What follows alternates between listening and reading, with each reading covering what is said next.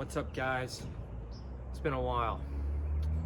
So I got this 1999 Chevy 3500 HD for my dad. It's 5.7 gasser, and when I got it, it wasn't running.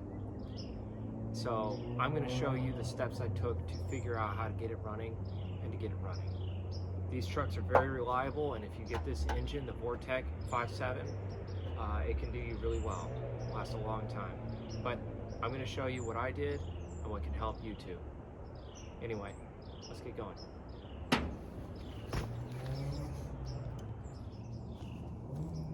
Okay, so I'm going to cut right to the chase. This was a weird problem. I've already fixed it, but I'm going to describe what happens. You charge the battery, put the battery in, fresh gas, starts, won't fire, right? It just keeps turning over until the battery dies. So you say, okay, well, let's put some fuel in the air filter. Let's see if that does something. Boom, fires, and then dies. Won't stay running. What do you do? Okay, so I'm gonna run you through the different things that you can look at, right? The first thing you're gonna wanna do if this truck, your truck, hasn't been running for a long time, is you're probably gonna wanna replace the fuel pump. Sorry, it sucks. I know it sucks. I took the easy way out. I don't care. It works for me. Might not work for you. Regardless, if you're getting an old truck at a decent price, you're gonna wanna go ahead and drop the tank or get to the tank somehow, take the fuel pump out and replace it, right? And I'll show you why by looking at the old one with you. But for the time being, I don't have that with me. So we're gonna take a look at what I did because it's getting dark and you don't have time to waste either. So let's go.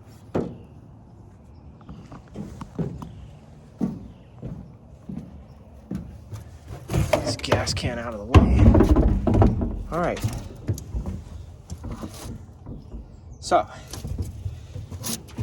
like I said, this is what I did. You don't have to do this. Works for me, may not work for you. I don't really care. I just want to show you what's going on. So, it's the hardware, right? I measured underneath the different ridges, right, to see where the fuel pump was on top of the gas tank. Anybody who's done this kind of work knows that it's a pain in the butt. Anybody who hasn't done this kind of work, I'm sorry, it's a pain in the butt. So what I did was I just came on top, cut a hole, right? Bam, there's fuel pump. So you'll notice that I have wire nuts here. This is not permanent. I need to go back and put some, some proper connectors on there with some heat shrink. But for the time being, I'm sure no electricity will reach the gasoline, okay? So the new pump right here, unfortunately, let's see if I can get a good image for you. Yeah, there we go. Right. Damn it. There. Okay, so basically the book with the new pump, right? You pull it out, there's a lock ring right here. You have to get in there with this, basically a flat head and just kind of pry it up. It'll pop out. This comes out, right? You have to disconnect the original wiring. And when you get a new pump, it's gonna come with this new pigtail, right? From here to there, right? Because of course they have to change it up. So you've got to cut the wiring, right? Makes sense. So in the book, it's got different wires and it has you cross two. I believe it's the black and the gray. Now, if you notice, I don't know if you can see this, but every single one of these matches, with the exception of the orange one. It's got orange with a black stripe, and that goes to the small black, or let's see. Yeah, it goes to the big black one, I'm sorry. But other than that, it's all color matching. Don't listen to the book. The book doesn't know what it's talking about. It was written in a different country, okay? Took me a long time to figure that out, so pay attention. This is the wiring combination that works. 5.7 Vortec, okay? Black, big black to black and orange, little black to plain black, purple to purple, gray to gray. Done deal, okay? You're gonna have to get some adapters to get these fittings off. The adapters are like $5. Just do it, okay? It's gonna suck. Just go ahead and get it over with. If you feel like replacing these hoses, go ahead and do that too. I labeled them so that way I couldn't get confused and put them on backwards. okay? Now, since I don't have the old pump with me, I'll explain to you why, if it's an old pump, you need to replace it. Down in the bottom of this, okay, sorry about that. There's some sort of thing going on with neighbors.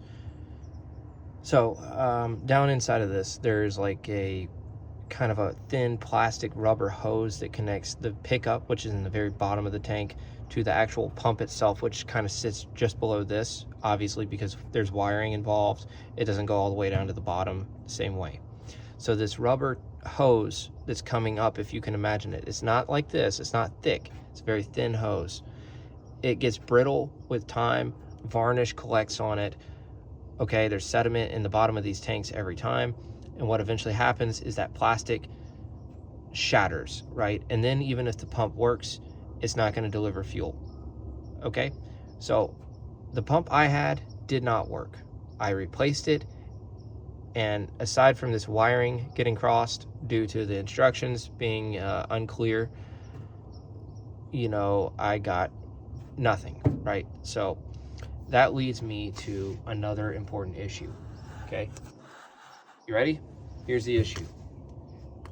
It's a grounding problem. There's a grounding wire on this engine that goes to the fuel injectors that is notoriously unreliable. So you're going to want to check that wire, and I'll show you what I did to check that wire. It's really easy, I promise. If you're not good at wiring, like I'm not, then you know what? We'll do it together. So come on. Okay, so this is the most clarity that I can give you. This is the 5.7 Vortec. So one of the easy ways you can tell if there's fuel pressure is turn a key. You'll hear the pump click, hopefully, right? Either way, you come up here, you find the fuel valve, the fuel lines, which you can't really see in this video, sorry, but it'll be really obvious. They come in about right here. You'll see them, they're two metal lines. One of them has a Schrader valve. That's the inlet line, okay? That's the line that's gonna get pressurized before your truck starts. So you come in there and you either have a fuel pressure gauge, but even if you don't have a fuel pressure gauge, you can take the tip of a screwdriver and just prise that inner valve and it will spray fuel if there's pressure. Now, notice I said you can. I didn't say you should. This is not advice for everybody. So take it as you will. Okay guys, this is the best I got for you. So we're on the other side of the engine now. This is the air intake hose. This is kind of the cover. This is obviously the transmission dipstick right here. So what you're gonna do is, just like Indiana Jones, you're gonna reach your hand into this hole and hope that there's nothing back here, all right? And you're gonna find this wire bundle, and then you're just gonna trace it down. And around this wire bundle coming off of it, I don't know if you can even see where my hand is, there is a small wire that goes to the engine block. Okay, there's one singular black grounding wire. It's not a big wire, it's a small wire. It's like this, okay? It's very small. And that is what grounds your fuel injectors for the engine, and the PCM if I'm not mistaken. If your fuel injectors are not grounded properly, this grounding wire is notoriously unreliable because it's small. Then your fuel injectors will not work, and it does not matter if your fuel pump works or not. Okay, so after I replaced the fuel pump and I got the wiring sorted out, I checked the relays and the fuses. After all of that, it still would not start. So what did I do? I came back here and I jiggled my hand a little bit on this wire, and then it worked. And it was that simple. So now you know. Now let's see if it runs. Okay, it's dark as crap now. Sun's going down. We worked hard on your truck. You want to see if it runs. All right, so you put the key in here. All right, you can see it's on. I hope you can see that. Turn the key halfway. You hear the relay click and then turn off. That means that it's pressurized. You're good to go. All right, we're gonna try and start it. And no, you don't need to pump the gas for fuel injectors, okay? That's what the pump's for, all right? Just turn the key. And there you go. Voila. It runs. So, I found the pump. Let's go take a look at the old one. Okay guys, I had to move to some better lighting because the sun's going down. But this is the old pump, all right? And as you can see, this is the flexible hose that I'm talking about. It's not quite rubber, but it just shatters in your hand. So even if you think the fuel pump might still work, but is old, you might want to replace it because you don't want to have to replace it on the side of the road. So that's what I wanted to show you, and this is why you should probably replace it, even if it looks okay and it seems to work, because I can promise you that plastic's probably not okay if it's old. And you can tell how old it is based off the amount of dirt on it. So there you go, guys. That's what I got to do to fix my truck. Got this old truck, high mileage. It's got a 5.7. That's what I had to do to fix it. Okay, as far as spark plugs or the fuel injectors, I guess I had to fix, but this was the culprit, and I found that I had a hard time finding all of this information in one video, so here it is for you. Okay, I hope this helps. I hope this was as concise as it could be, and if you have any questions, just let me know. Thanks.